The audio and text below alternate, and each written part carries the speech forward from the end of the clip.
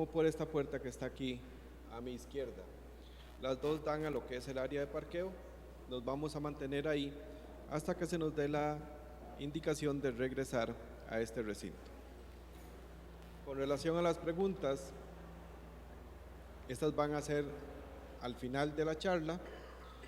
Le pido a las personas que tengan alguna inquietud, por favor, levantar su mano para que la compañera pueda acercarse con el micrófono, de manera que tanto los que estamos aquí como los que siguen por internet puedan oír la pregunta. Y también pedirles, por cuestión de tiempo, que las preguntas las hagamos lo más concreto posible. De nuevo, muy buenas tardes.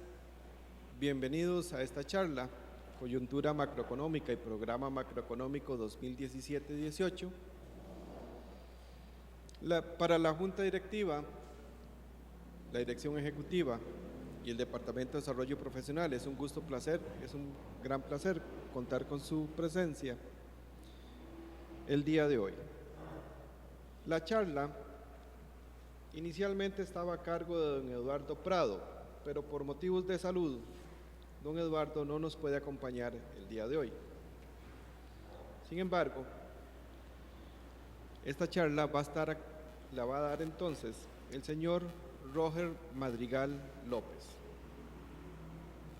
Don Roger es estadístico y economista de la Universidad de Costa Rica. Tiene un doctorado en metas de inflación obtenido en la Universidad Estatal de Ohio. Actualmente se desempeña como economista en jefe del Banco Central de Costa Rica como director de la División Económica. Sin más preámbulos, los dejo en compañía de don Roger. Buenas tardes.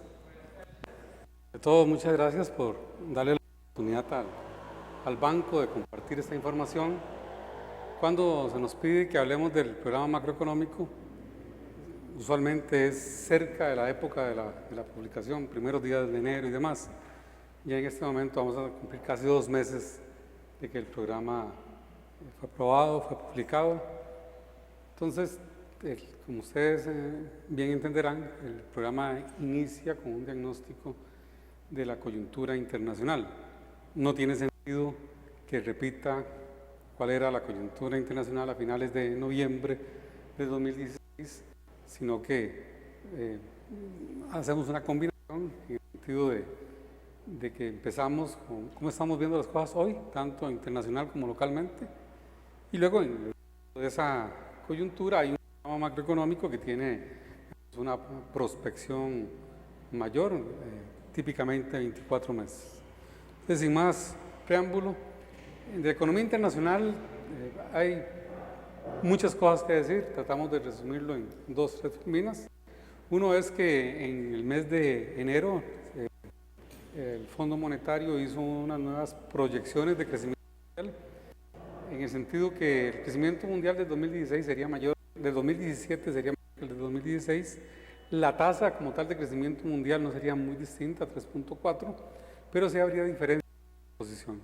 Se está esperando que crezcan más algunas economías como Estados Unidos, Japón, tal vez algunas de Europa, y que crezcan algunas economías emergentes, como el caso de México, es una de ellas que ha estado sufriendo un choque cambiario en las últimas semanas.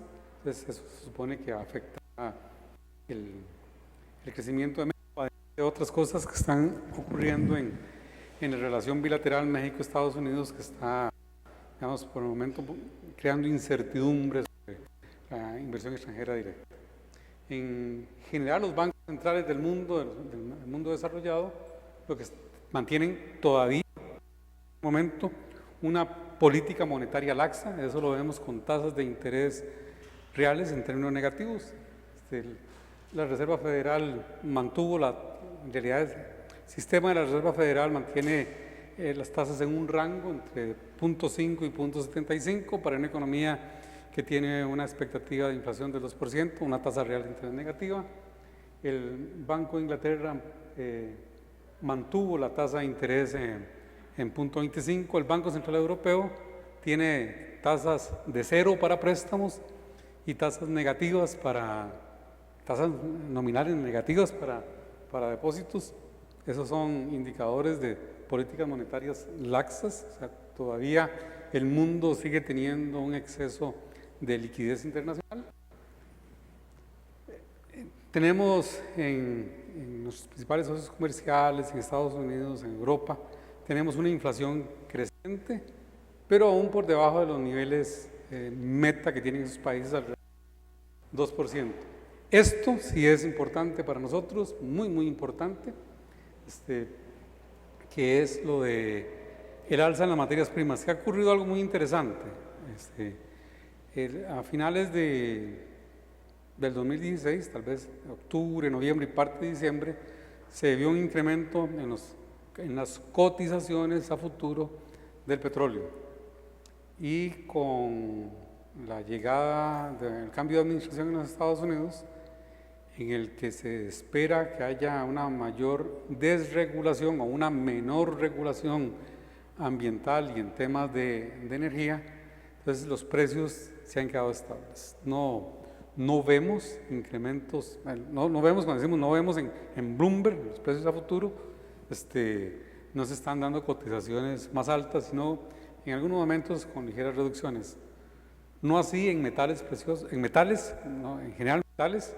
Los metales sí están aumentando, tienen una expectativa de precio alto. Las negociaciones a futuro son de precios mayores.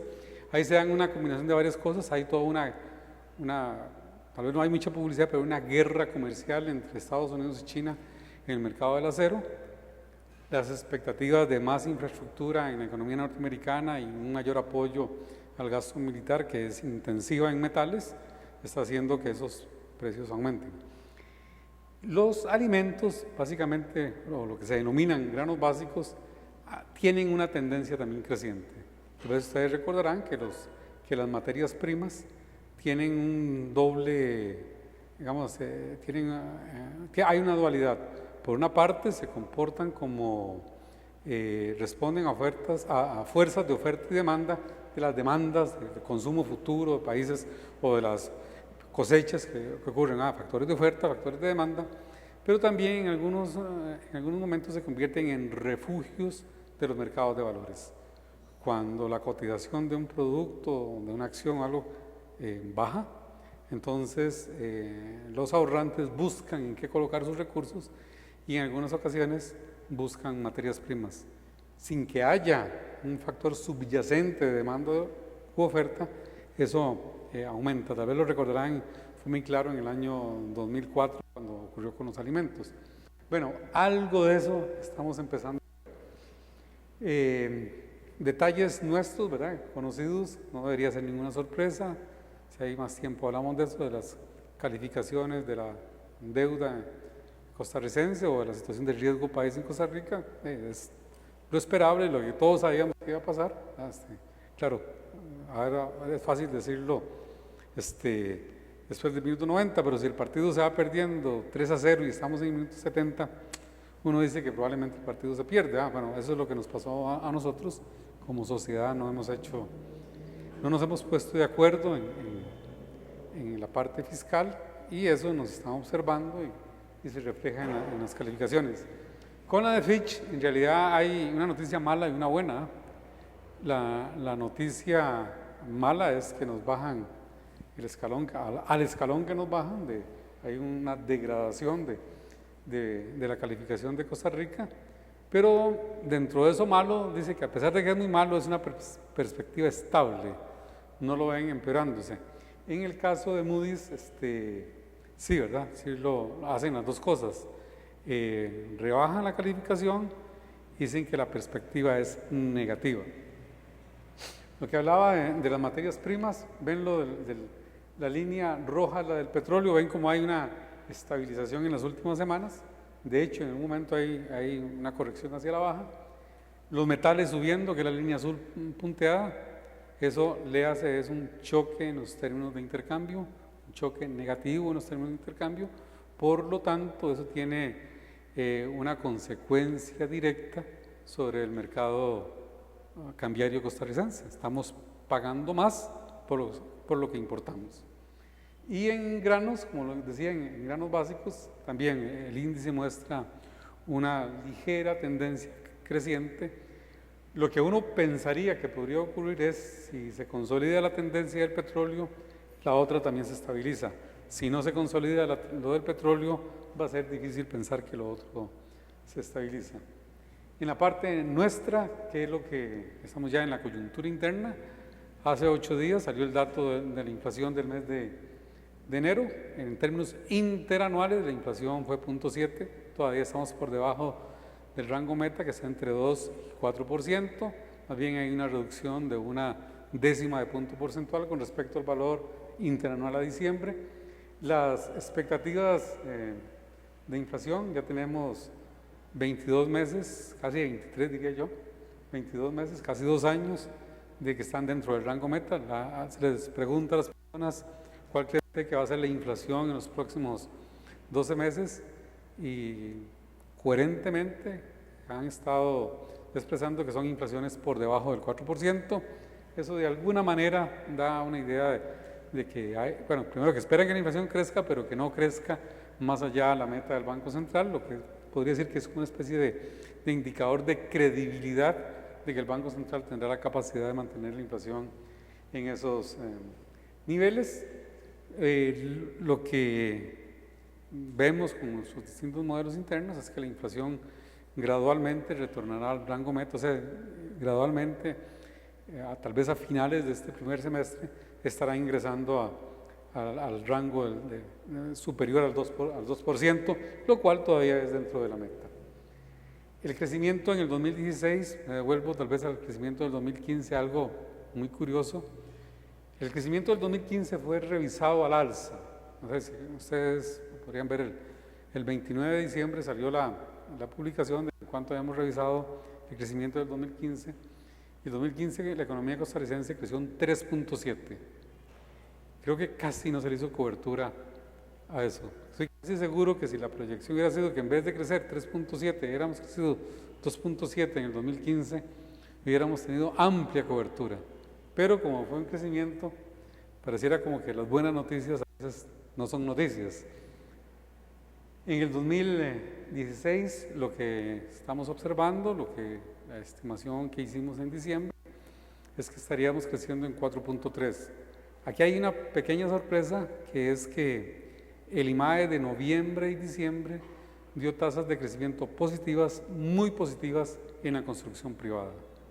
Entonces, eso podría ser, necesitamos ver más cifras, revisar, consolidar, en fin, que tal vez la tasa de crecimiento del 2016 sea un poquito más del...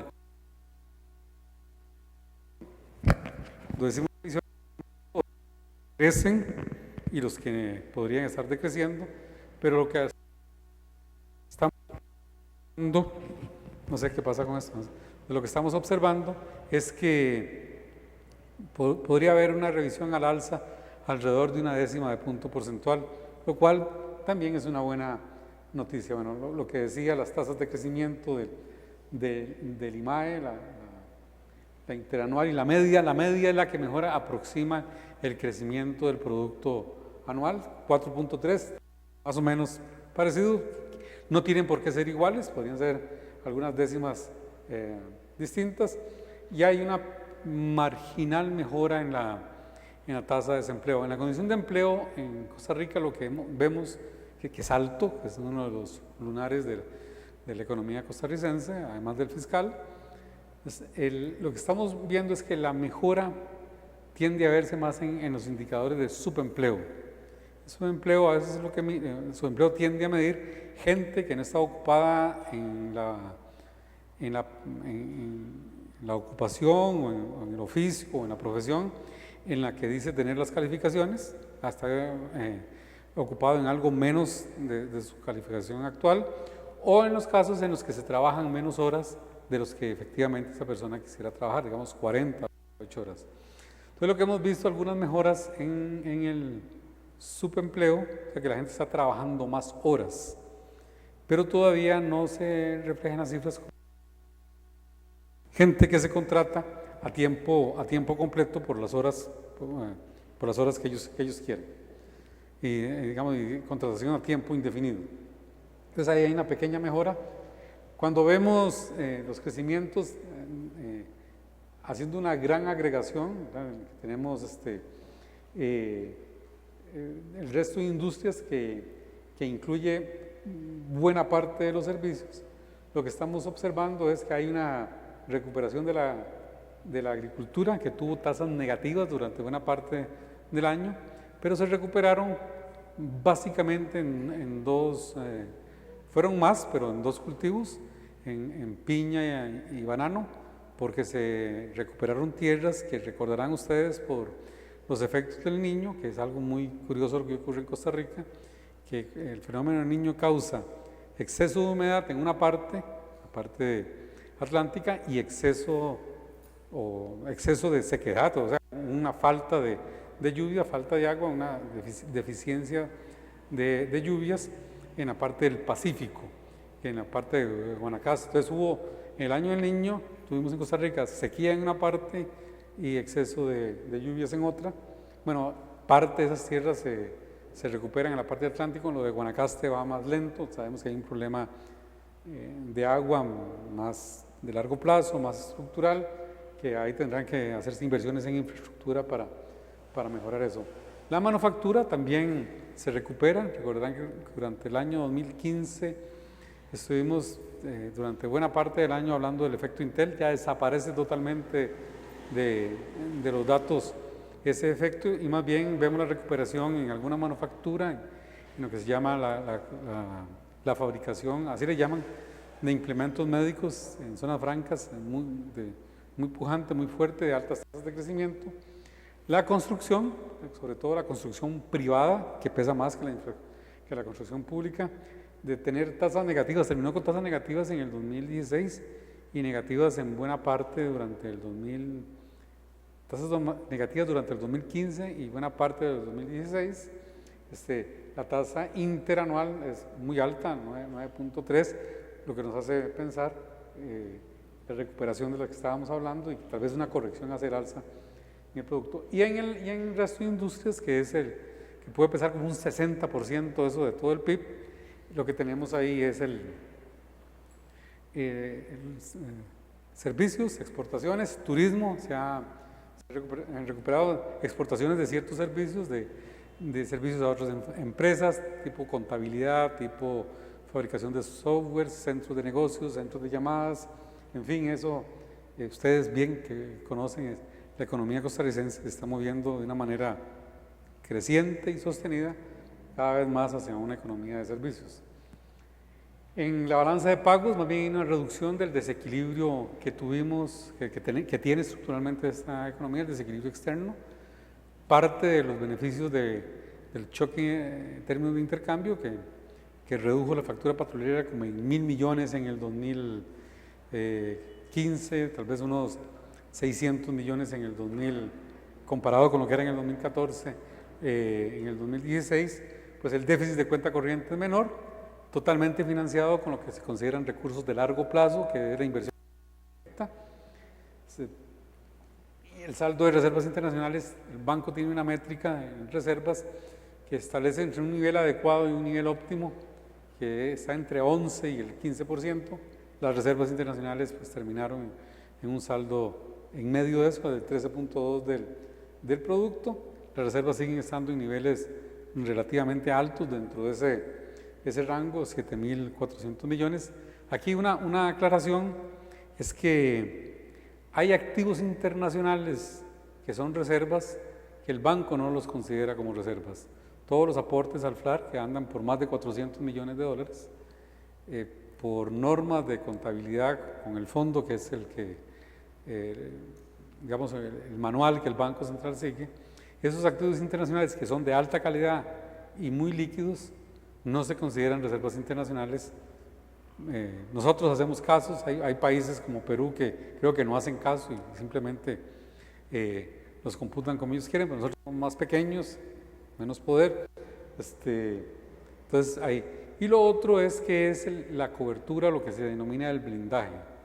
¿Y por qué el banco tiene activos en un organismo internacional que lo que hacen es que le reducen ese indicador. Ocurre esto porque por cada dólar que el Banco Central coloca en el FLAR, tiene eventualmente una cobertura de 2.5 dólares por cada uno. Entonces los 400 millones le dan, es un poquito más de los 400 millones, en este momento le dan al banco una cobertura, tendría acceso a líneas de crédito relativamente baratas, relativamente expeditas, y tal vez lo más importante, sin condicionalidad, por alrededor de 1.000 millones. Entonces, si uno sumara que se tiene la cobertura en el FLAR más las reservas, tendríamos en este momento tal vez unas reservas, un blindaje como de 8.500 millones de dólares, lo cual es muy alto, es sumamente alto para la historia de Costa Rica. Entonces, pues ahí tenemos un nivel todavía adecuado, apropiado de reservas. Tal vez es uno de los resultados que más llamó la atención. Ustedes recordarán que hace tal vez 3 o 4 años las proyecciones del déficit andaban por arriba del 7%. Bueno, este gobierno por segundo año consecutivo, 5.1 en el 2015, 5.6, podría ser que... Vamos a ver cómo me coloco esto. Podría ser, no, más alto, vamos a ver aquí. Podría que sea un poquito menor si el PIB crece, pero no mucho menor.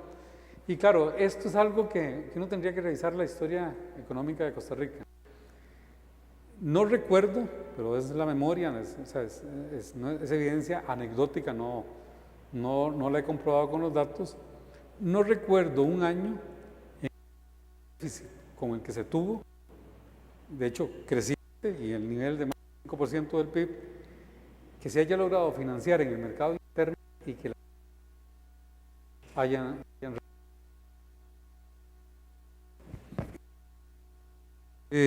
hubo una ligera tendencia a la reducción durante el 2016. Si eso será posible en el 2016-17 está por verse, pero aquí hay que tomar en cuenta las estrategias que siguió Hacienda, varias. Una de ellas es una forma de colocación de deuda más directa para reducir costos de intermediación. El famoso tesoro directo fue una de las formas. La otra forma fue que no reduce el déficit, pero sí quita presión sobre la colocación de deuda, que hizo canjes de deuda. Títulos que vencían en el 2016, 17 y 18, ya seguido y continúa, los pasó para que vencieran más adelante. Entonces le quitó presión a eso. De hecho, la cobertura que se hizo del evento de la deuda en la prensa, me parece que no lo caracterizó adecuadamente. Curiosamente, solo un medio lo destaca. En realidad las presiones son menores en el 2016 que en el 2017 por deuda. Entonces, podría ser que por otras razones, si hay razones que uno podría pensar por qué las tasas de interés podrían aumentar, pero propiamente por lo que son por las presiones de Hacienda y del Banco Central, los números dicen que no tiene por qué presionarlas, aunque eso no quita que haya otros factores, otros elementos que puedan estar empujando hacia el alza las tasas de interés. Lo que es conocido, ¿verdad?, por nosotros, tal vez la pregunta que se hace mucha gente, sobre todo los que no nos conocen, es nosotros tenemos a estar hablando del problema del déficit ya como 13 años, desde la administración, en realidad más, tenemos 17 años, pero aquí se han estado hablando de reformas que van a la Asamblea, que pasan en la Asamblea, y luego los tribunales de justicia las echan para atrás, unos 13 años. Ya en Costa Rica han pasado 2 reformas fiscales que han sido luego devueltas, vetadas, por decir así, por el sistema judicial. Lo cual, si hay tiempo para hablar, eso es un indicador de descomposición de la institucionalidad. En los países donde se judicializa los procesos que son legislativos y el ejecutivo, eso usualmente es un retroceso en la gobernabilidad del país y indica un deterioro de la institucionalidad. Pero ese es otro tema. Uno dice, En Costa Rica tienen el problema fiscal y no se manifiesta ni en inflación ni en un estrujamiento. ¿Dónde está el problema fiscal? Entonces vamos a ver, no se ha manifestado en inflación, porque lo que es cierto es que por razones tanto internas como internacionales, la economía costarricense ha contado con un exceso de financiamiento. Si algo hizo la crisis internacional con las políticas monetarias laxas, por eso empecé por ahí la posición, es que le ha dado más oxígeno a Costa Rica, porque le ha sido posible a la economía, no solo al sector público, sino a todos nosotros. Muy probablemente muchos de ustedes tienen tarjetas de crédito, están usando la tarjeta de crédito y no saben si eso lo está financiando el ahorro. Eso es parte de la abundancia nacional que existe. Bueno, entonces, tanto el sector privado como el sector público han disfrutado de esa condición de tasas de en inflación. Se acabó.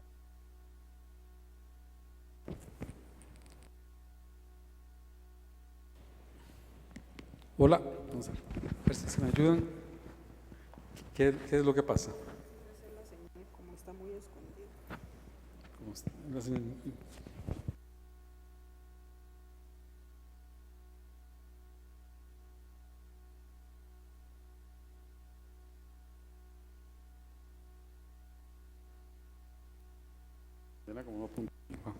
Vamos a ver.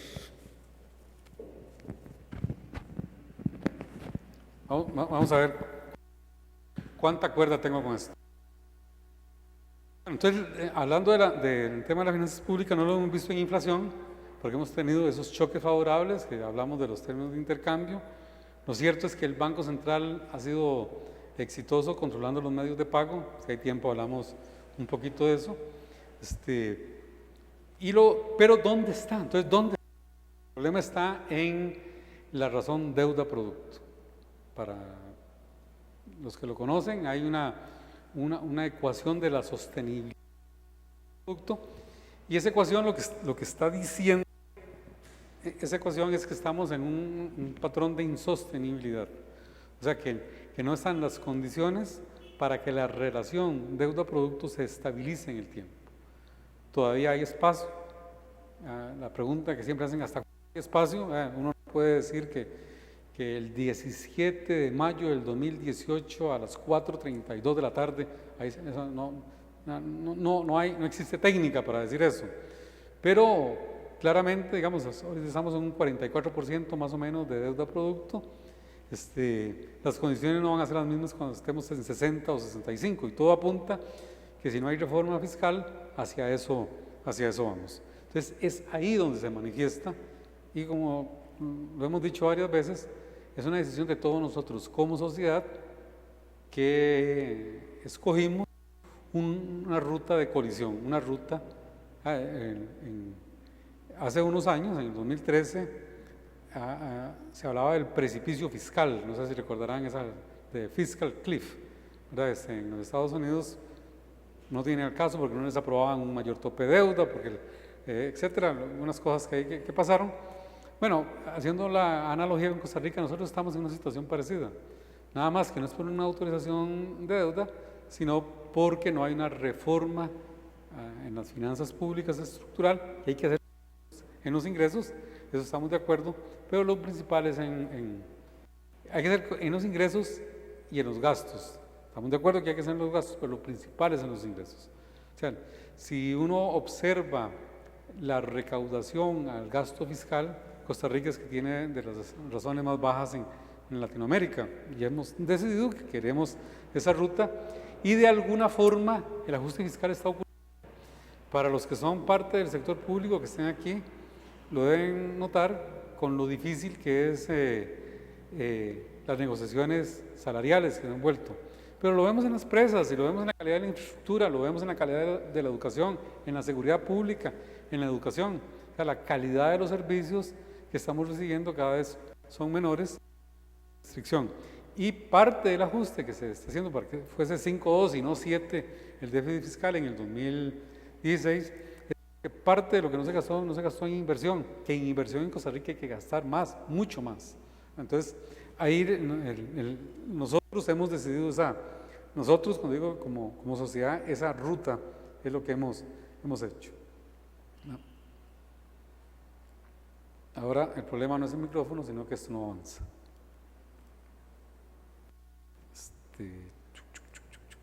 Vamos a ver.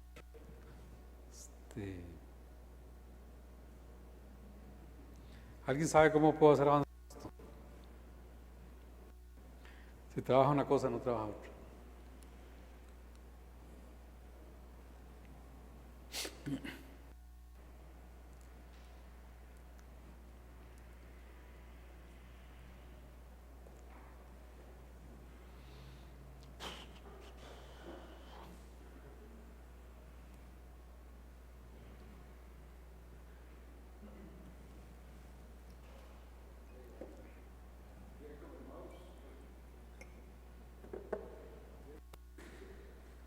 Es que le di y no avanzó. Pues por eso no quiero travesear la...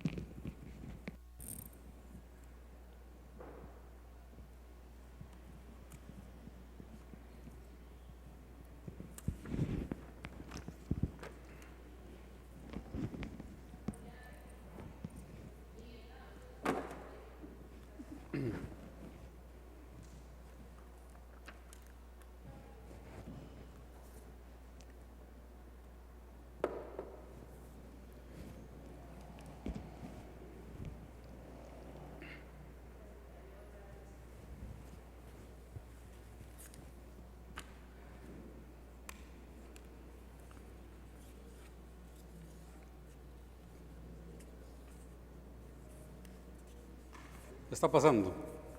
Okay.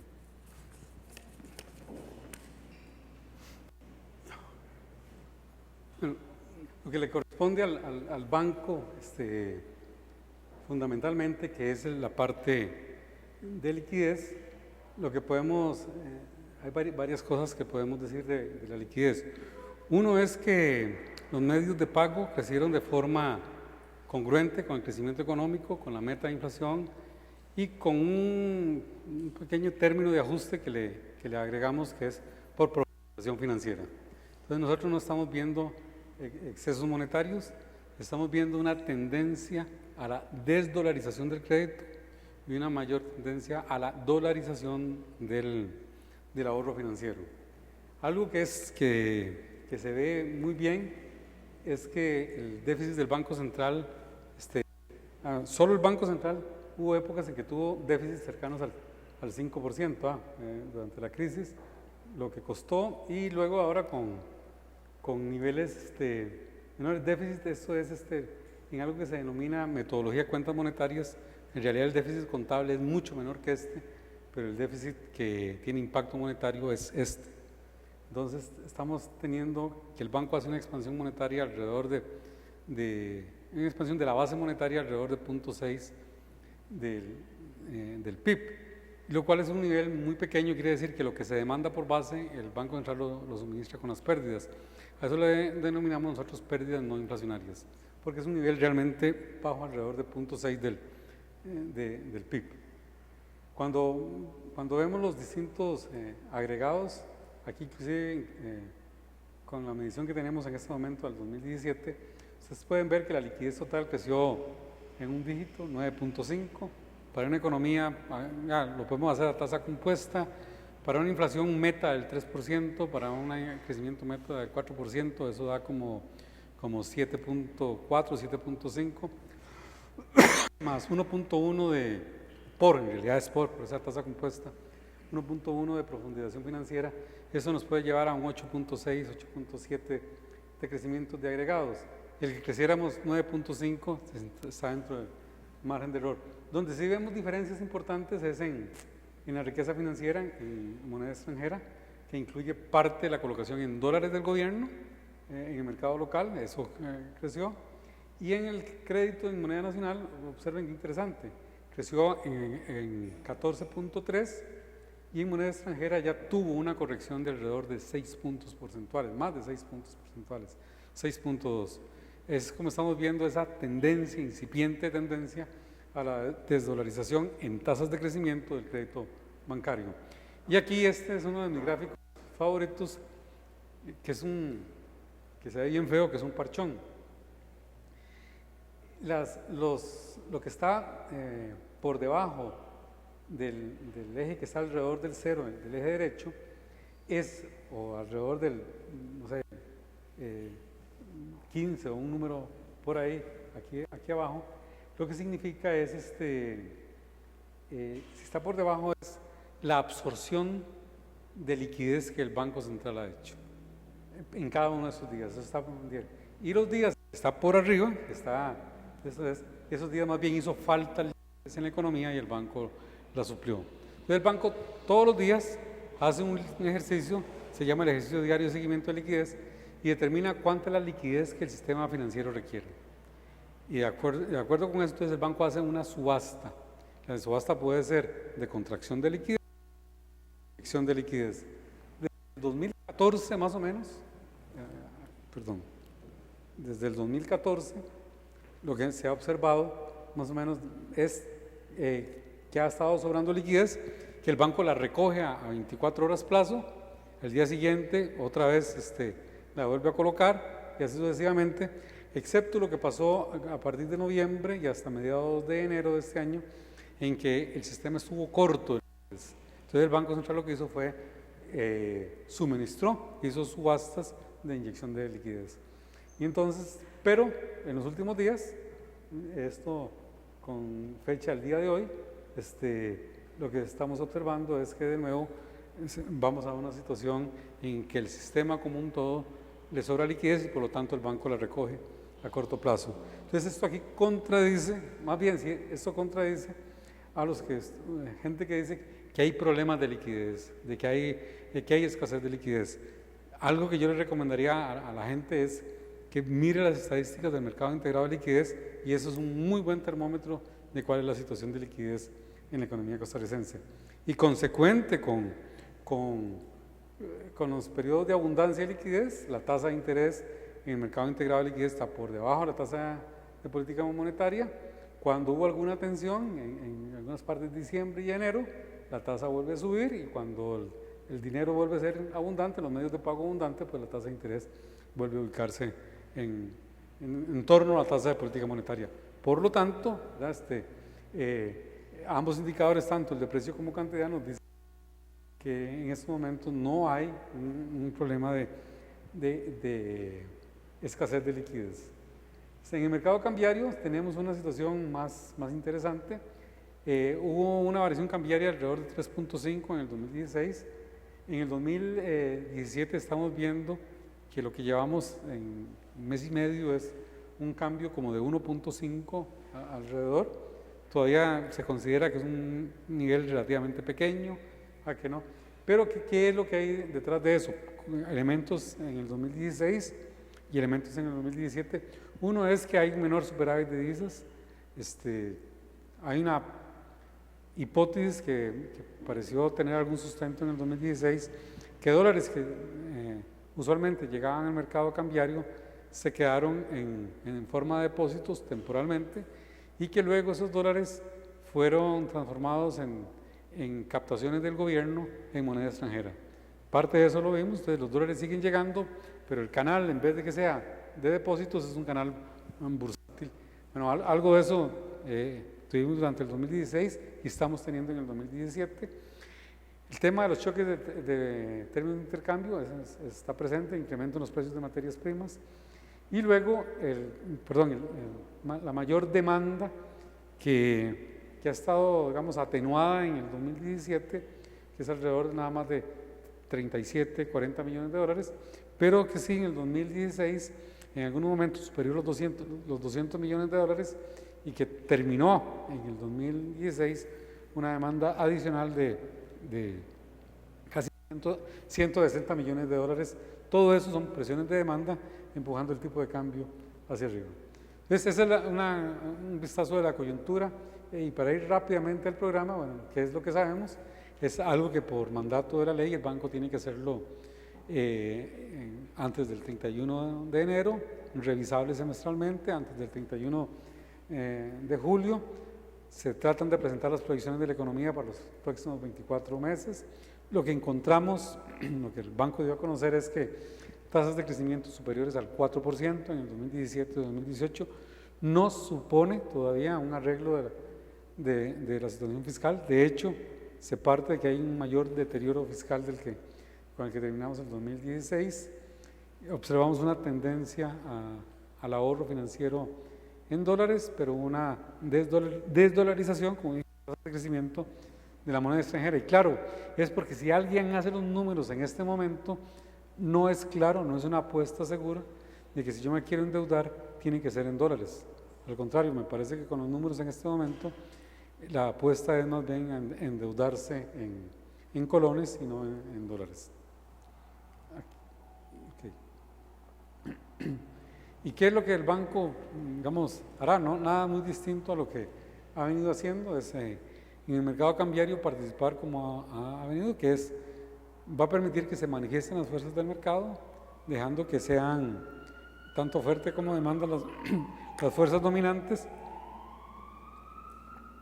que si se observan movimientos que son coherentes con las variables fundamentales del tipo de cambio, el banco va a dejar que el tipo de cambio haga su trabajo. Hay una obligación por ley de controlar o de no permitir fluctuaciones violentas, eso está normado, pero lo que el banco no va a hacer es que si el tipo de cambio, las variables fundamentales del tipo de cambio dice que lo que debe haber es un incremento, que el banco vaya a intervenir para reducir el tipo de cambio.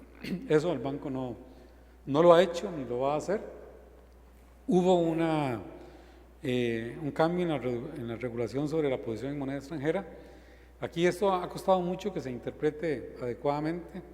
Lo que el banco encontró, y si hay tiempo lo explicamos, es que hay, por cómo funciona el mercado cambiario y las regulaciones en moneda extranjera, hay un incentivo para que los intermediarios cambiarios, dependiendo de cuál sea la relación de su posición en moneda extranjera con respecto al patrimonio, a lo que ellos llaman su posición estructural, que es el activo en moneda extranjera con respecto al activo total, dependiendo de cómo sea eso, existe un incentivo para que yo tenga ganancias en suficiencia patrimonial sin poner capital.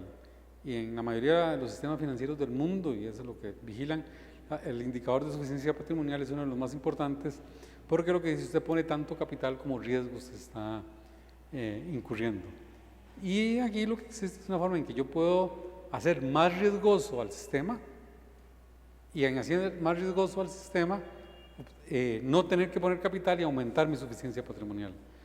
El banco es cuidadoso en decir o al menos en no decir que hacen eso, sino eso es simplemente que existe un incentivo y que es, para los que saben aquí de seguros, ¿verdad? Es un incentivo no alineado. Eso es como decir que yo tengo un vehículo que cuesta $20,000, pero por algún tema no suficientemente bien vigilado, supervisado, regulado, como queramos ponerlo, existe la posibilidad de que yo le saque un seguro o seguros por $100,000. No hay nada que diga que yo voy a ir a estrellar el vehículo, que me lo van a robar o que voy a ser descuidado. Pero lo que estoy diciendo es que existe un incentivo para que me comporte de esa forma. Y entonces los aseguradores hacen un contrato en el que eso no puede ocurrir.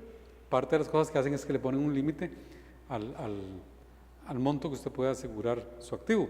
Bueno, algo así es lo que existe con esto. Entonces, la idea es reducir ese incentivo desalineado que existía hasta el 21 de diciembre en el mercado financiero costarricense. No es solamente un tema cambiario, es un tema de intermediación financiera, es un tema que involucra riesgos sistémicos. Entonces, las cifras propiamente, lo que estábamos viendo, Ya hablamos del crecimiento, el ingreso nacional disponible con tasas positivas sigue creciendo, un ligero deterioro de los términos de intercambio en el 2017 hace que como tasa de crecimiento decaiga el ingreso nacional disponible. Y en la parte, la meta de inflación se mantiene el 3 más menos 1, en la parte de crecimiento, pues como decíamos, tasas de crecimiento ligeramente superiores al 4%, o alrededor del 4%, eso es siempre sujeto a revisión, totalmente financiado el desequilibrio de la cuenta corriente por inversión extranjera directa, y las reservas internacionales pues también se mantendrían dentro del rango que el banco considera que está entre lo adecuado, lo cual tiene un costo, pero bueno, el banco mantiene. En la parte fiscal se supone que no hay una mejora fiscal. Aquí ese 5.1 es lo que está en el programa, no es el dato que salió. Puede que con las revisiones finales llegue a 5.1, pero el dato observado, comunicado oficial por el Ministerio de Hacienda es 5.2. Como no hay arreglo fiscal, pues el déficit aumentaría, el Banco Central mantendría el déficit todavía, su déficit en control. Lo que dijimos de los crecimientos de los agregados monetarios, si hay indicios de algún estrujamiento, todavía 7.9 para una economía que dice 4, de 3, eso diría un poquito más de 7, estamos agregados monetarios creciendo casi 8, más de 8, liquidez total un poquito más de 8, por ahí todavía no se nota, pero en la medida que vamos avanzando en el tiempo, si pusiéramos, en realidad el banco hace un programa plurianual, se presenta y se aprueba en junta por 2 años, pero lo que estamos viendo es digamos, una condición más tensa para el crédito en general, para el crédito tanto para el sector público como el sector privado, y una situación más tensa también para el endeudamiento en dólares, que en parte va a ser muy endógeno, porque sin que se haga nada adicional, solo los cálculos de racionalidad económica, de endeudarse en moneda nacional, moneda extranjera, ya algunos agentes se están moviendo hacia la moneda nacional, y entonces creemos que el proceso de reducción de la tasa de crecimiento en dólares, del crédito en dólares, va a continuar en esta economía en los próximos dos años. Los riesgos, algunos de ellos se están mostrando, algunos mostrando tal vez no tan en la forma en los que los dijimos. Esto fue lo que dijimos el 21 de diciembre. Claramente un mayor deterioro de las condiciones fiscales hacen más difícil todo, mayores tasas de interés, mayor incertidumbre, retrae inversión, entonces eso afectaría eventualmente la tasa de crecimiento. El solo hecho de no avanzar en la reforma, en el que no haya reforma, ya lo hemos visto con las calificaciones en los primeros 2 meses de este año, y eso, el proceso de transmisión de tasas es lento, pero se va a dar, en algún momento lo veremos en las tasas. Por eso lo decía, aunque el gobierno no presione más, aunque el Banco Central no presione más en tasas de interés, hay otras fuerzas que nos dicen que Costa Rica es un país más riesgoso, hay que pagar un poquito más por el riesgo país en tasas de interés, y si se paga más en dólares se transmite en colones. La dolarización financiera claramente es algo que es un riesgo. Ustedes bien conocen que alrededor de más del 70%, tal vez un poquito menos del 80% de los créditos en moneda extranjera que otorgan los intermediarios financieros en Costa Rica, a una cifra cercana al 80%, es a personas que no tienen ingresos de moneda extranjera. Eso genera un enorme riesgo, un riesgo sistémico al mercado. Bueno, eso es un riesgo que nosotros tenemos, es un riesgo interno y algo que nos tenemos que haber acostumbrado. Lo tuvimos en el 2015, lo tuvimos en el 2016, que es un país altamente vulnerable a las condiciones de clima y desastres naturales, y por lo tanto eso tiene efectos en infraestructura, en producción agrícola, en gasto fiscal, que hay que atender la emergencia y en algún momento podrían entrar en conflicto. Y claramente hay riesgos externos. Curiosamente, ¿verdad? Si podrían pedirle al banco que la haga, porque ya la tiene lista, distintos escenarios de la macroeconomía costarricense con el cambio de la administración norteamericana. Curiosamente, en el muy corto plazo probablemente sea positivo el efecto, porque va a hacer crecer más a los Estados Unidos. Ustedes han visto lo que se habla en los últimos días de los incrementos en las tasas de Estados Unidos, como que a veces no están tan convencidos de que van a hacer los incrementos, de que tal vez vayan más despacio de lo que dijeron. Claramente una administración republicana, en donde hay un gabinete donde es gente del sector empresarial, gente más amigable digamos, al hacer negocios. No les gustan tasas de interés altas, pero está todo el tema, el conflicto de la autonomía de la Reserva Federal, pues es todo un tema. Pero hemos visto algunos efectos ya por anuncios que se han hecho sobre el mundo, el comercio se encoge, ¿verdad? Hacia eso pareciera ser la tendencia. Entonces, para un país pequeño y abierto como Costa Rica, tan dependiente del comercio internacional, pues es algo que tarde o temprano, no de forma inmediata, ni directa, pero sí nos va a afectar a las políticas migratorias que hacen caer las remesas en Centroamérica. El segundo socio comercial por bloque de Costa Rica es Centroamérica. Si cae el ingreso de los centroamericanos, la capacidad exportable costarricense a esos mercados se reduce, ¿verdad? Y claramente lo que lo mencionamos muy al principio, las materias primas, tasas de interés, tipos de intercambio, la incertidumbre de que tal vez sin que haya pasado nada, asusta a la gente. Cuando la gente se asusta, se retrae. Decisiones que iban a tomar, no las toman, mejor no espero. El típico en lenguaje costarricense, esperemos que se aclaren los nublados del día. Bueno, eso no solo los costarricenses lo hacemos, lo hacen todas las personas.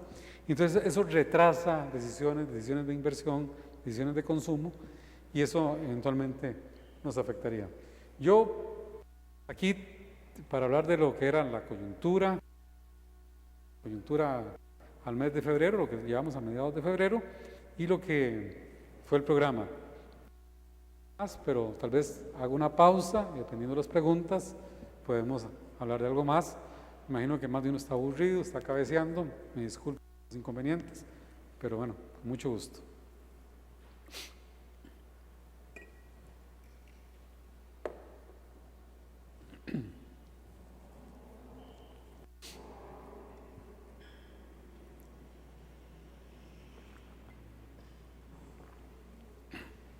Preguntas, son preguntas.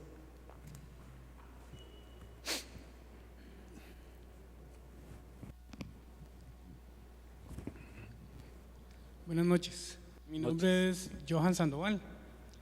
La consulta mía es la siguiente. Actualmente, según lo que usted nos acaba de exponer, se dice que no se están incubando excesos monetarios que tiendan a desviar la inflación, pero que existe cierto ruido en el sector sobre alcanzar un tipo de cambio de $600 respecto al dólar, ¿verdad? 600 colones. 600 colones respecto al dólar, sí.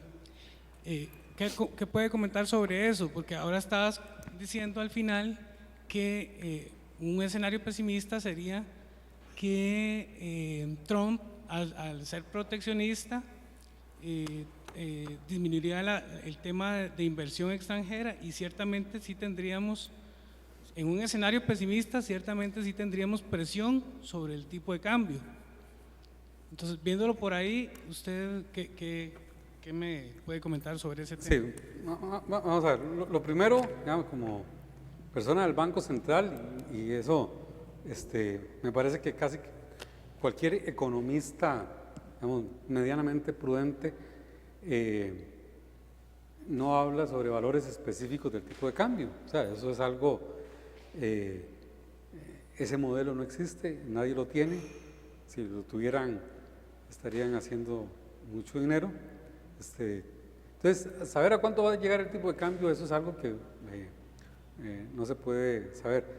Recordarán hace 2 años, en el 2014. En 2014, a esta altura, en un periodo de 6 semanas, que fue del 28 de enero al 13 de marzo, el tipo de cambio aumentó un poquito más del 11%. Y el Banco Central lo que dijo en ese momento fue: esos incrementos no se justifican por lo que nosotros consideramos que son las variables fundamentales que determinan el tipo de cambio. Y no se descarta que haya una corrección. Y ustedes recordarán el 13 de marzo, muy cerca de las fechas de liquidación de impuestos de renta, el tipo de cambio disminuyó creo que un poco más de 30 colones.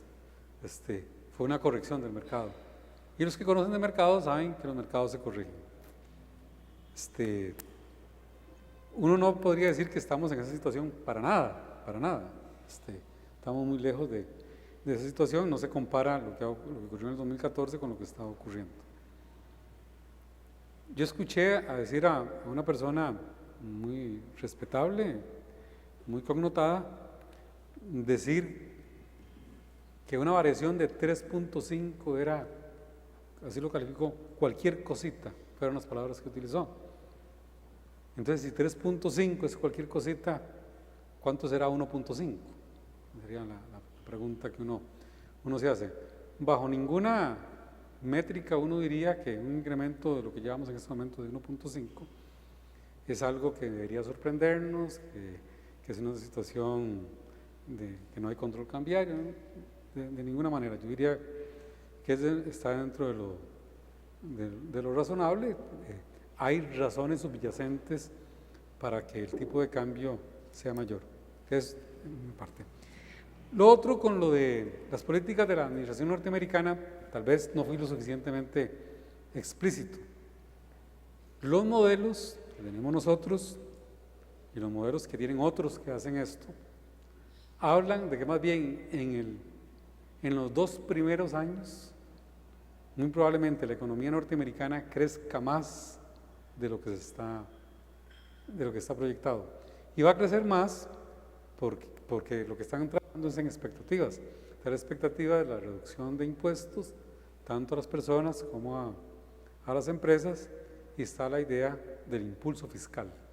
Impulso fiscal en varias áreas, uno es en infraestructura y el otro es en gasto militar.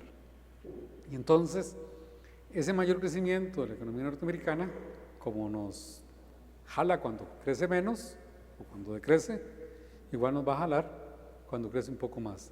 Entonces desde ese punto de vista sería positivo para cosas. Claro, el panorama de mediano y largo plazo es que va a haber más inflación en Estados Unidos, que muy probablemente la Reserva Federal, si bien pierde alguna autonomía, no va a perder total autonomía, y tarde o temprano se verá forzado a ajustar las tasas de interés. Y claro, las políticas de la administración norteamericana tienen algunas contradicciones, los anuncios tienen algunas contradicciones implícitas. Reducción de impuestos, estímulo fiscal, en ese sentido, digamos, estímulo fiscal de dos formas. Estímulo fiscal es que yo estimulo a alguien cobrándole menos impuestos, o yo estimulo algo gastando más. Bueno, en la parte de cobrar menos impuestos, eso significa menos ingresos. Los invito a que busquen algo que se llama el impuesto con ajuste fronterizo.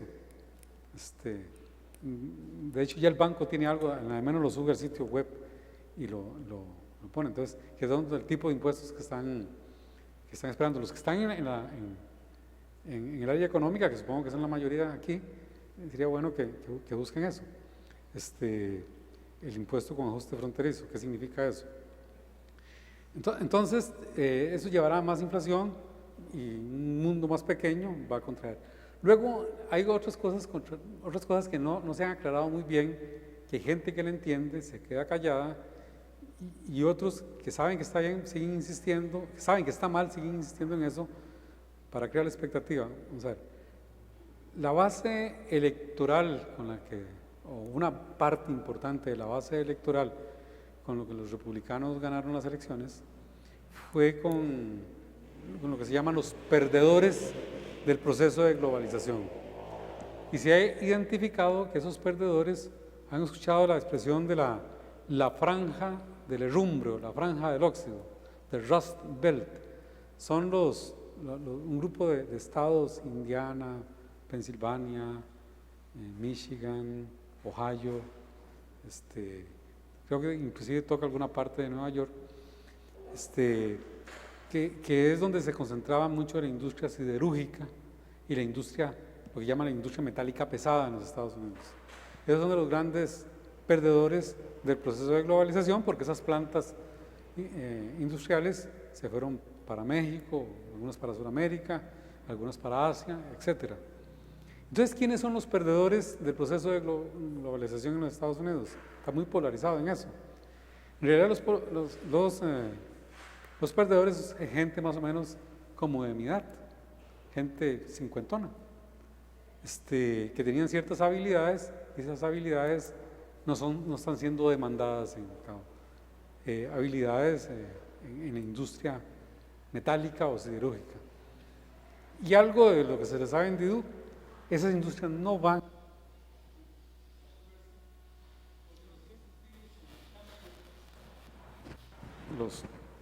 los incentivos para que salieran de los Estados Unidos eran tan fuertes que tendría que ser un estímulo fiscal, no que les bajen la tasa de impuesto marginal que se habla del 35 al 10%.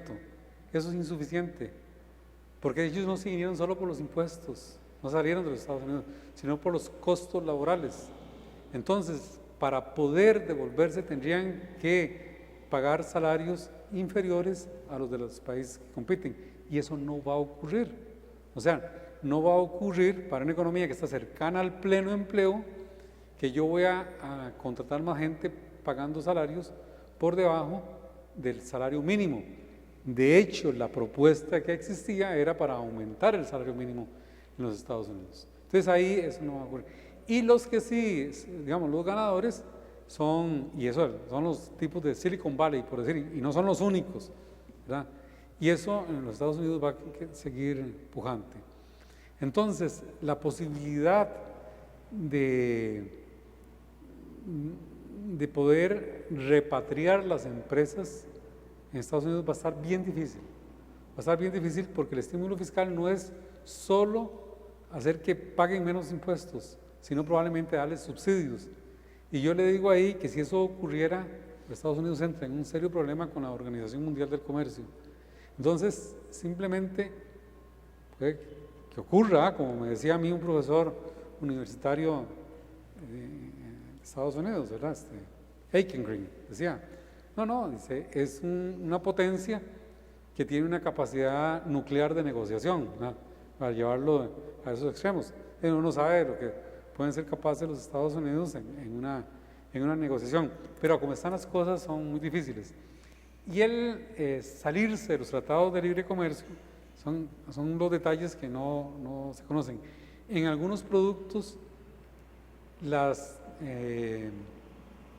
condiciones arancelarias bajo las reglas de la Organización Mundial del Comercio son todavía más laxas que los que existen en el Tratado de Libre Comercio, porque el Tratado de Libre Comercio es bilateral y negociamos producto por producto.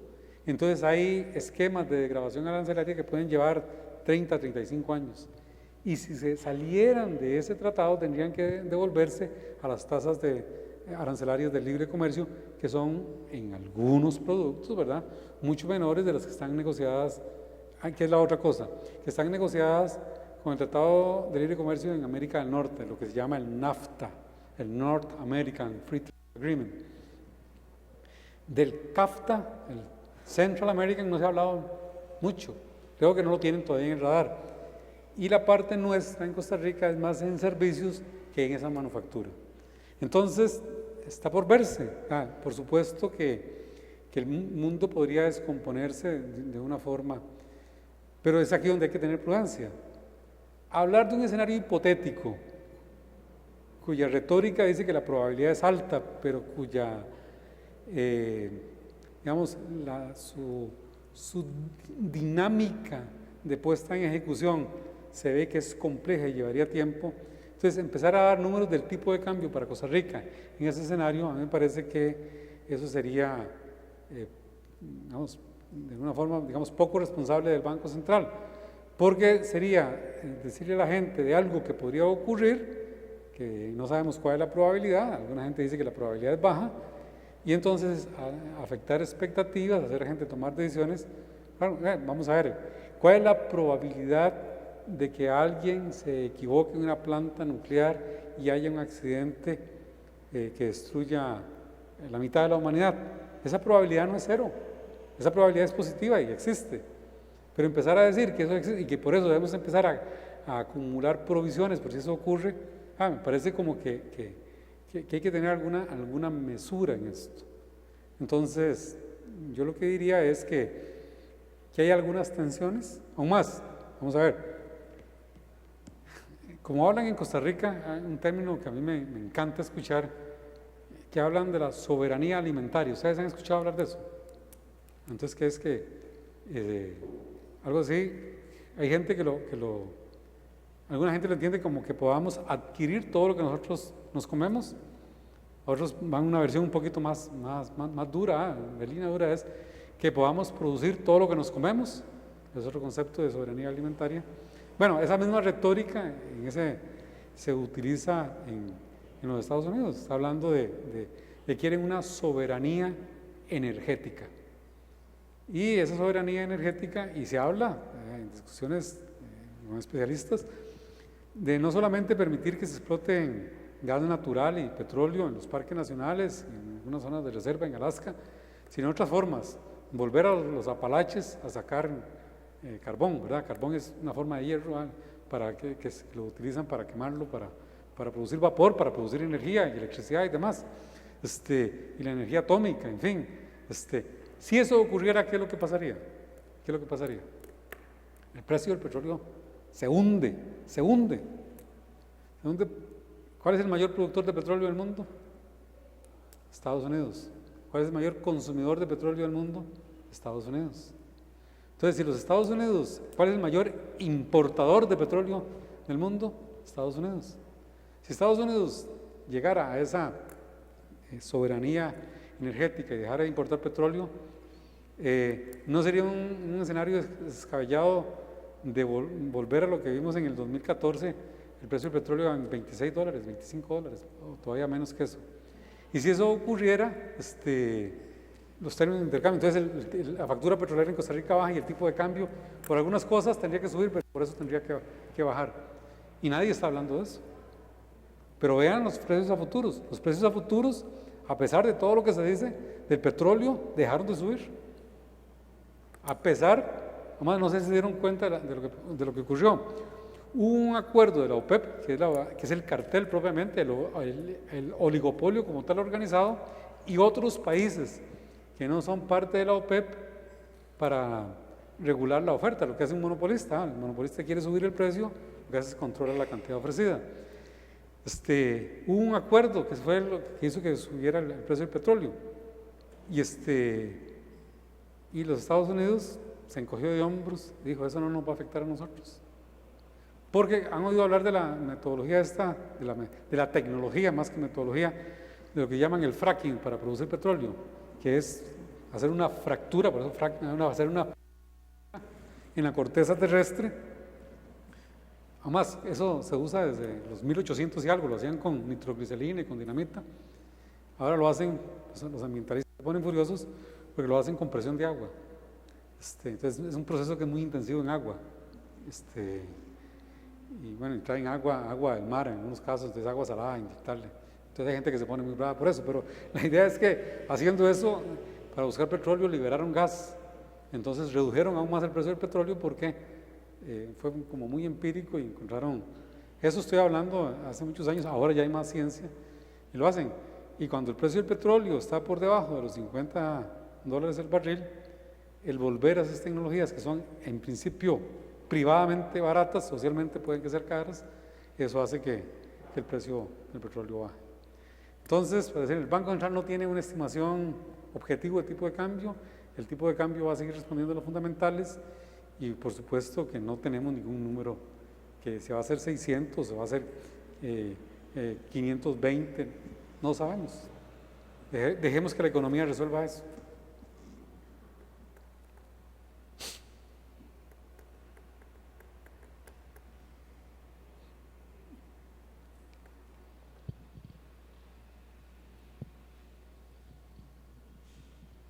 Gracias, buenas noches. Usted habló de sectores que presionan hacia el alza. y habló también de esos mismos factores en el 2014. Probablemente los que presionaron esa subida en el 2014 no sean los mismos de ahora. ¿Cuáles son esos sectores que lo están haciendo ahora? ¿Cuáles fueron los del 2014? Okay, tal vez lo primero es una disculpa por mi pobre dicción. Estoy seguro que no he hablado de sectores, he hablado de fuerzas, de factores, de variables que pueden llevar a que el tipo de cambio aumente, el tipo de cambio baje, y lo mencioné también en las tasas de interés, pero no es para nada algo, vamos a hacer una definición. Esto va a encontrar que tenemos un gran problema y eso nos pueden ayudar ustedes si están metidos en el área económico. La gente confunde el término sector con actividad. Digamos, dicen el sector automotriz, debería ser sector automotor, el sector automotor. No, nosotros usamos la palabra, el término sector, lo hacemos con las denominaciones de los manuales de cuentas nacionales. Sector se refiere a un actor económico. Entonces podemos hablar sector público, sector privado, podríamos hablar de exportadores, importadores, eso es. Y para la producción hablamos de actividades, la actividad de la manufactura, la actividad agrícola, es eso. Pero para no quedarme o escudarme en que no dije la palabra sector, no, lo que nosotros observamos en el 2016 fue un mercado privado de cambios menos superavitario. Entonces es una fuerza, si el superávit en cualquier mercado se reduce, habrá una presión por lo menos a que el precio deje de bajar, o podría que el precio suba. Hablamos de un menor financiamiento neto del sector público no financiero. Ahí sí, sector público no financiero, porque es que el gobierno no contó con el financiamiento externo de los famosos 1.000 millones que había contado los 4 años anterior por año. Entonces, un menor financiamiento externo hizo que tuviese que buscar ese financiamiento en el mercado interno, y alguna parte de eso, entonces una demanda de dólares que podía quedar para satisfacer los requerimientos privados, ahora quedó para el requerimiento público. Una reversión parcial de los términos de intercambio, sobre todo en el segundo semestre. Eso hizo que el hierro, el cobre, el zinc, el aluminio, el maíz, el trigo, y puedo seguir con la lista, los precios de importación, si no compramos a futuro, los precios de importación sean mayores y estemos pagando más, entonces haya una mayor demanda para atender esos mayores precios. Y un elemento adicional que fue el que algunos intermediarios cambiarios realizaron una demanda adicional de moneda extranjera para aumentar la posición en moneda extranjera. Prácticamente todos están presentes en el 2017, en las 7 semanas que llevamos de este año, excepto, o tal vez en menor medida, el de la posición en moneda extranjera.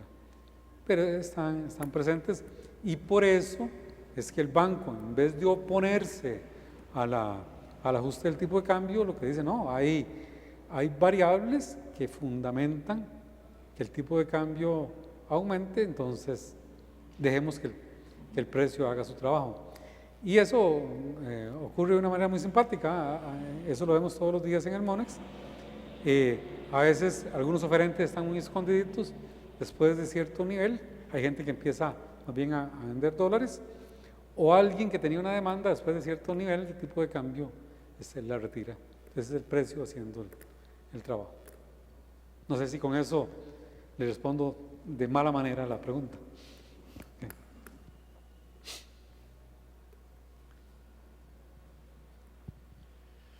Gracias.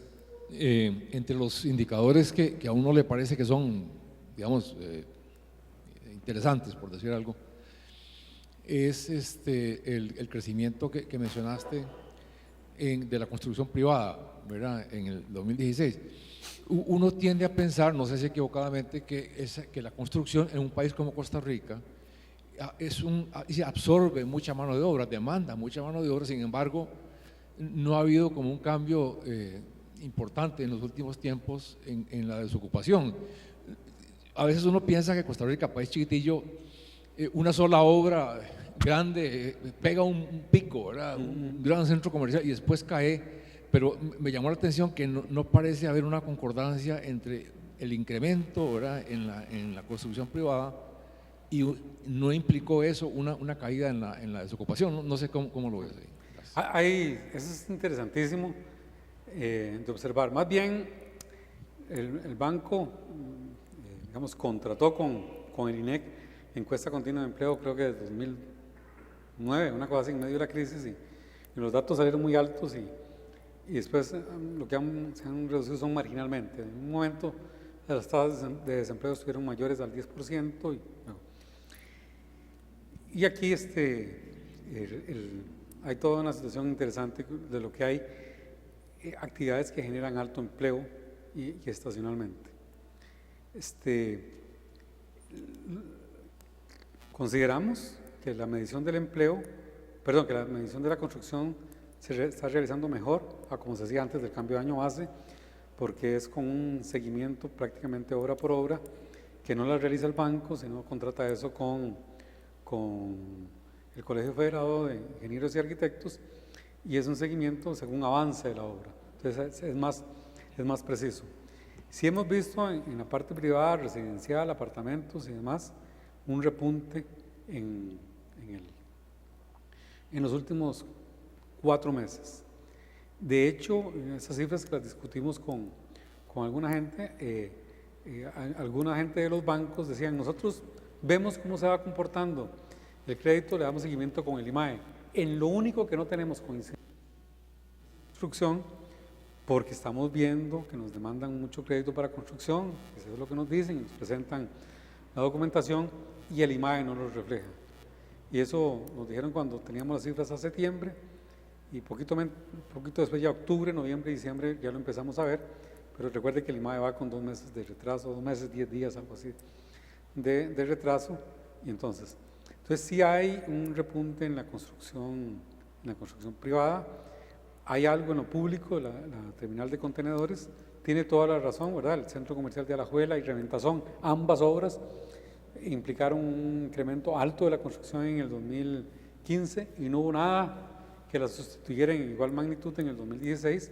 Uno diría contenedores, pero ya contenedores estaban en el 2015, y entonces, aunque siguió el ritmo, pero no es lo incremental, entonces no se observó. Pero en esto, y aquí a riesgo, voy a hablar de forma personal, me separo de mi etiqueta de Banco Central, y eso es tal vez una queja importante para nosotros dentro de la disciplina. No sé si hasta el colegio podría hacer algo en cuanto a eso. Digamos, el fenómeno del empleo en Costa Rica está muy mal analizado, está muy pobremente analizado. Y las políticas para el empleo. Mi primer empleo de esas políticas. Alguna gente dice que eso lo que hizo fue formalizar temporalmente a alguna gente que estaba en lo informal, porque el incentivo que se le daba a las empresas era básicamente cubrirle las cargas sociales a la gente que tenían. La encuesta continua de empleo ya cubre la parte informal de la economía. Los datos de la caja, por ejemplo, que son datos de cotizantes y no de empleados, por supuesto no incluye la parte informal. Entonces, yo puedo tener programas intensivísimos con mi primer empleo y el efecto inmediato va a ser probablemente, hay que esperar la evaluación que hagan, a los datos dicen que no ha mejorado gran cosa, es que mejora un poquito la formalidad, se reduce la informalidad. Pero luego alguna gente dice, no, debemos meternos en actividades que sean intensivas en mano de obra y que para ocupar a la gente. Pero ahí es donde fallamos. Estamos muy cerca de la Universidad de Costa Rica, alguna gente aquí ligada con otras universidades. ¿Para qué estamos preparando a la gente? Para que sean cortadores de caña, recolectores de café, gente en costura en las maquilas, para que sepan hacer mezcla. Recuerdan que antes era con la zaranda y la pala, ahora ya ni eso, ya no sé si han visto, las mezcladoras las ponen eléctricas y un carajillo, el tecnológico las hizo programables. Y hasta eso, hasta los fulanos que hacen mezcla ya no se contratan, ¿verdad? Entonces, hasta eso se ha tecnificado un poco. Y eso y otras cosas en la construcción. Pues estamos preparando gente para que hable un segundo idioma, para que sepa fabricar software, para que sepa de contabilidad, para que sepa de finanzas, para que pueda integrarse más a una industria, una actividad pujante como pareciera ser el área de las ciencias de la salud. Y entonces, ¿qué es lo que pasa? ¿Quiénes son los desempleados en Costa Rica? ¿Qué habilidades tienen y cuáles son los trabajos? Y es aquí donde el tema de las políticas públicas, ojo, me separo de Banco Central, las políticas públicas tendríamos tal vez un poco de diseño. Podemos tener un programa que sea intensivo en dar subsidios a granos básicos, porque eso va a contratar agricultores de zonas muy pobres. Lo que vamos a hacer es condenar a esa persona y a sus descendientes, hijos y nietos, probablemente a la miseria, porque en Costa Rica gente produciendo granos básicos tiene tal vez 200, 300 años, y excepto los que tienen el subsidio por la parte de la industrialización y la distribución, todos los pequeños son gente pobre, gente que está en unos bajos quintiles de la población, y estamos condenando a esos compatriotas a ese tipo porque sencillamente Costa Rica no tiene ventaja comparativa en eso. Pero ¿qué es lo interesante? Como no encontramos gente que trabaje en eso y necesitamos la mano de obra, ¿qué es lo que ocurre? La migración.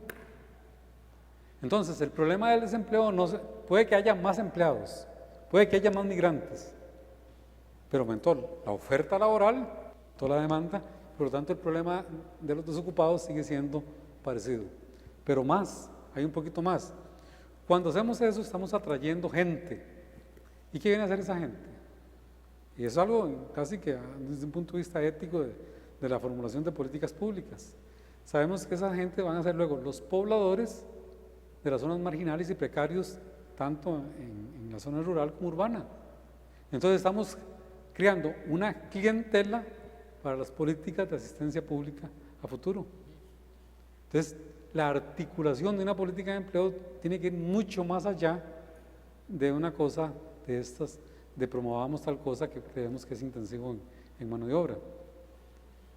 Entonces, por ahí mi comentario en el tema del empleo, nos falta profundidad en el análisis, ¿verdad? Hay cada anécdota de los supuestos especialistas en temas de empleo en Costa Rica, gente que ni siquiera sabe cuál es el salario mínimo en Costa Rica, ¿verdad? Cosas de ese tipo. Pero bueno, me detengo por ahí.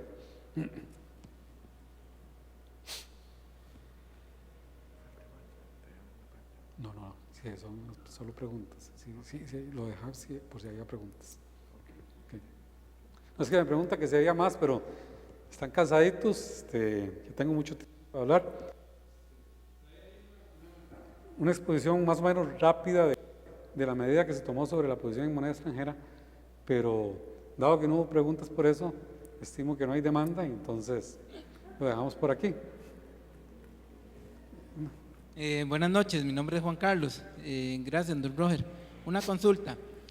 Dentro de los objetivos del Banco Central de Costa Rica, dentro de la ley orgánica, dice en la introducción, promover el ordenado desarrollo económico de Costa Rica. Ahora que usted está hablando un poco de la parte de educación, la parte económica, digamos, ¿cómo está la relación del Banco Central dictando políticas en conjunto con el Ministerio de Hacienda para reducir un poco la parte de el endeudamiento para financiar parte de los gastos que tiene el gobierno?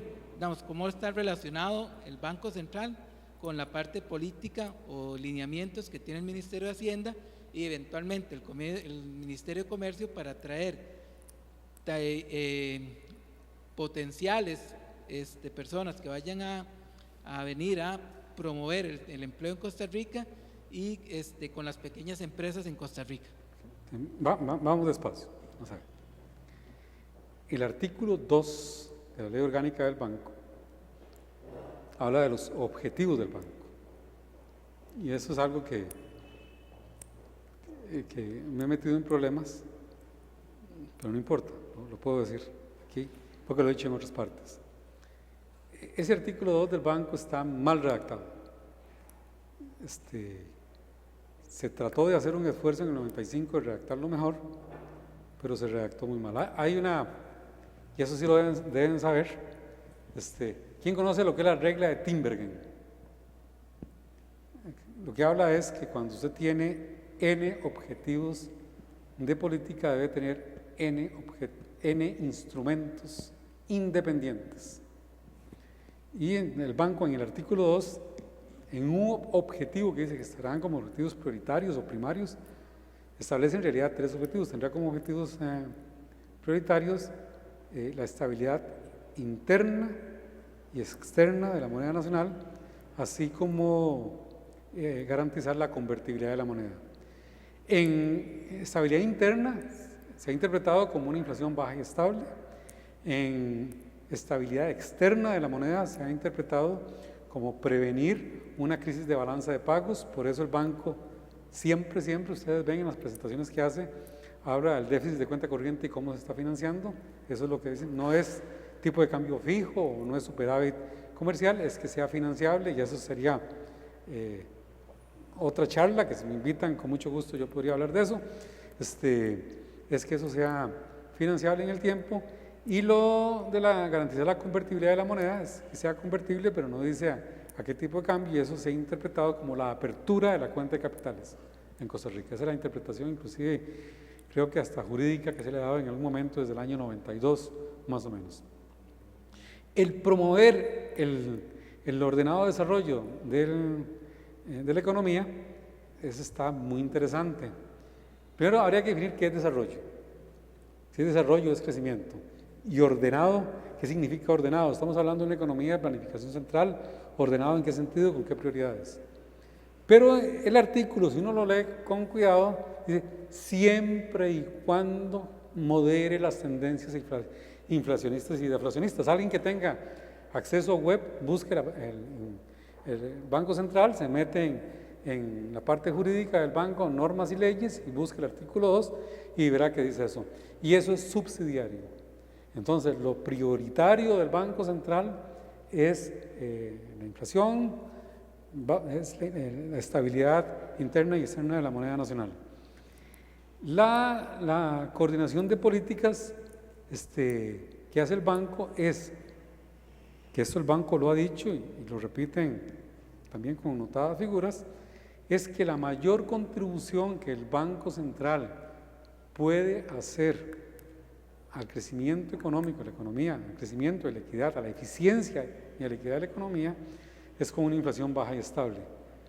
Tanto es así que a pesar del descalabro fiscal que tenemos, no vemos a gente huyendo de Costa Rica o sacando los capitales de Costa Rica, básicamente porque se percibe desde hace varios años de una estabilidad macroeconómica en el país.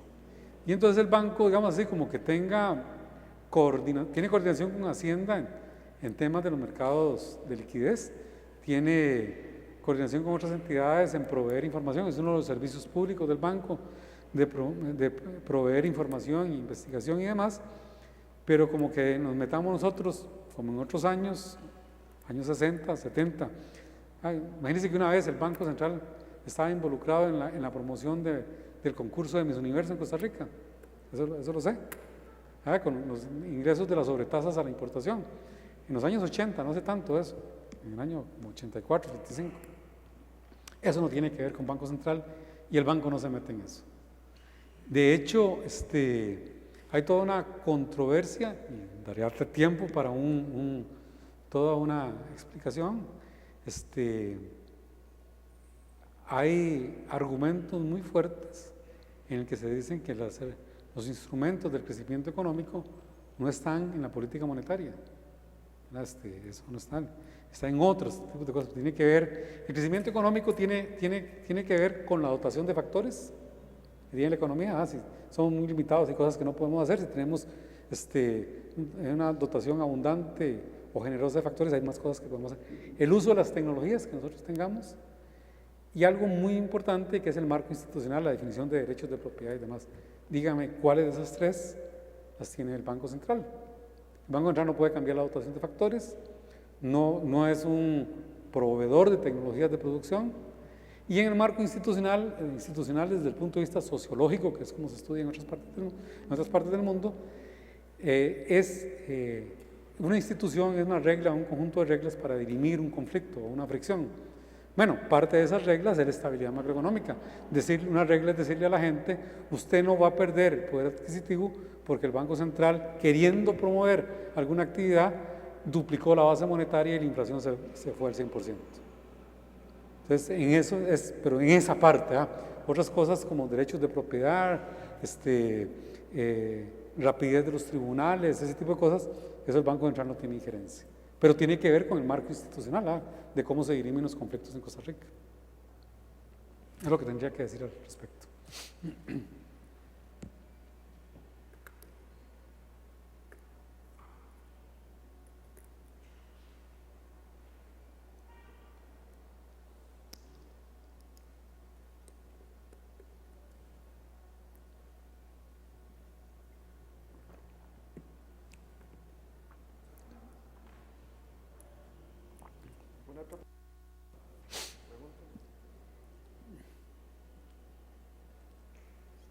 Bueno, muchas gracias por su... Muchas gracias.